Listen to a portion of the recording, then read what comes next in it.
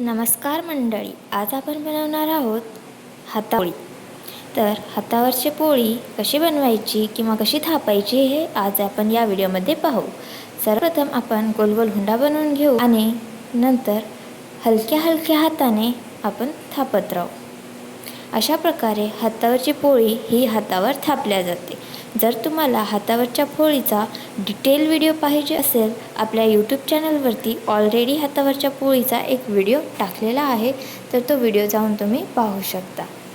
पूर्णपणे डिटेलमध्ये मी सांगितलेलं आहे, पीठ कसं चुरायचं त्यापासून ते पूर्णपणे पोळीपर्यंतचा पूर्ण डिटेल व्हिडिओ आहे। तर प्लीज नक्की जाऊन एकदा तो व्हिडिओ पहा आणि कसा वाटतो तुम्हाला हातावरच्या पोळी व्हिडिओ कमेंट करून मला नक्की सांगा।